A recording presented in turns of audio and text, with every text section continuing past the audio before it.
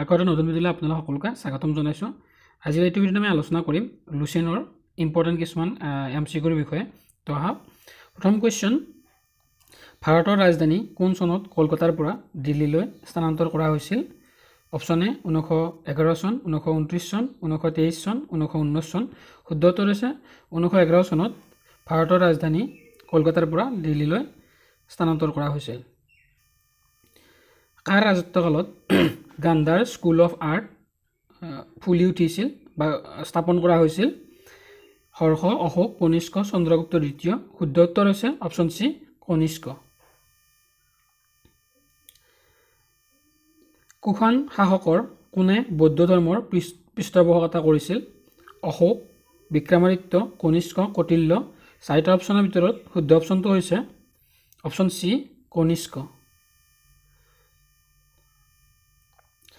নালান্দা আৰু বিক্ৰমশিলা দুখন মহান বৌদ্ধ বিশ্ববিদ্যালয়ৰ পৃষ্ঠপোষকতা কোনে কৰিছিল বা কোনটো বংশই কৰিছিল? পাল, দ্ৰাবিড়, চান্দেলা, ওপৰৰ সকলোবোৰ। শুদ্ধ উত্তৰটো হৈছে অপশ্যন এ, পাল বংশ।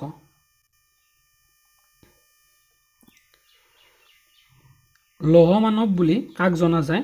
মহাত্মা গান্ধী, চৰ্দাৰ বল্লভভাই পেটেল, বাল গংগাধৰ তিলক, লালা লাজপত ৰায়। চাৰিটা অপশ্যনৰ ভিতৰত শুদ্ধ অপশ্যনটো হ'ব চৰ্দাৰ বল্লভভাই পেটেল। দিল্লীৰ বিজয়ঘাট কাৰ লগত জড়িত? লাল বাহাদুৰ শাস্ত্ৰী, মহাত্মা গান্ধী, জৱাহৰলাল নেহেৰু, B.R. আম্বেদকাৰ। ইয়াৰ ভিতৰত শুদ্ধ অপশ্যনটো হৈছে দিল্লীৰ বিজয়ঘাট লাল বাহাদুৰ শাস্ত্ৰীৰ লগত জড়িত। মনত ৰাখিব, B.R. আম্বেদকাৰৰ সমাধিস্থলক ক্ষেত্ৰভূমি বুলি কোৱা হয় আৰু মহাত্মা গান্ধীৰ সমাধিস্থলক শান্তিভূমি বা শান্তিঘাট বুলি কোৱা হয়। মনত ৰাখিব। অৰ্থশাস্ত্ৰ কোনে লিখিছিল? মেগাস্থানিছ, বেদব্যাস, মনমোহন সিং, কৌটিল্য। শুদ্ধ অপশ্যনটো হৈছে অপশ্যন ডি, কৌটিল্যই অৰ্থশাস্ত্ৰ ৰচনা কৰিছিল। সাংবিধানিক সভাৰ স্থায়ী সভাপতি কোন আছিল? জৱাহৰলাল নেহেৰু, B.R. আম্বেদকাৰ, মৌলানা আব্দুল কালাম আজাদ, ৰাজেন্দ্ৰ প্ৰসাদ। আকৌ এবাৰ কৈছোঁ, সাংবিধানিক সভাৰ স্থায়ী সভাপতি কোন আছিল? জৱাহৰলাল নেহেৰু, B.R. আম্বেদকাৰ, মৌলানা আব্দুল কালাম আজাদ, ৰাজেন্দ্ৰ প্ৰসাদ। শুদ্ধ অপশ্যনটো হৈছে অপশ্যন ডি, ৰাজেন্দ্ৰ প্ৰসাদ। সংবিধানত প্ৰস্তাৱনাৰ ধাৰণা কোনে দিছিল? সংবিধানত প্ৰস্তাৱনাৰ ধাৰণাটো কোনে দিছিল? জৱাহৰলাল নেহেৰু, B.R. আম্বেদকাৰ, মৌলানা আব্দুল কালাম আজাদ, ৰাজেন্দ্ৰ প্ৰসাদ। চাৰিটা অপশ্যনৰ ভিতৰত শুদ্ধ অপশ্যনটো হৈছে অপশ্যন এ, জৱাহৰলাল নেহেৰুৱে সংবিধানৰ প্ৰস্তাৱনাৰ ধাৰণাটো আগবঢ়াইছিল। আকবৰ কোনজন শিখ গুৰুৰ দ্বাৰা আপ্লুত হৈছিল? আকবৰ কোনজন শিখ গুৰুৰ দ্বাৰা আপ্লুত হৈছিল? গুৰু হৰৰাই, গুৰু অৰ্জন দেৱ, গুৰু গোবিন্দ সিং, গুৰু ৰামদাস। চাৰিটা অপশ্যনৰ ভিতৰত শুদ্ধ অপশ্যনটো হৈছে অপশ্যন ডি, গুৰু ৰামদাসৰ বাবে আকবৰ শিখ ধৰ্মৰ প্ৰতি আকৰ্ষিত হৈছিল। খালছাৰ ধাৰণা কোনে দিছিল? গুৰু অংগদ দেৱ, গুৰু নংদেৱ, গুৰু গোবিন্দ সিং, গুৰু ৰামদাস।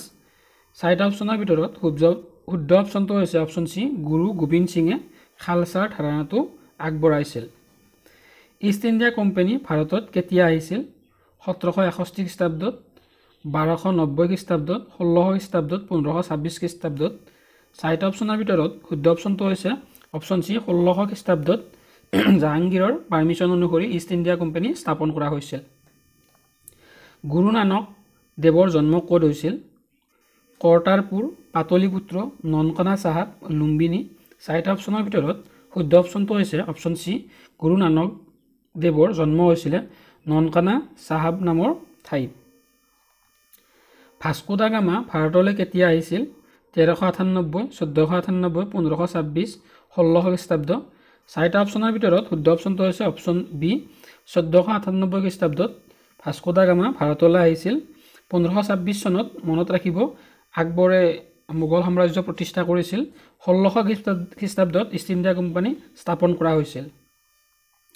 স্বামী দয়ানন্দ সৰস্বতীৰ প্ৰকৃত নাম কি? কৰুণাশংকৰ, আজাদধৰ, বিদ্যাধৰ, মূল শংকৰ।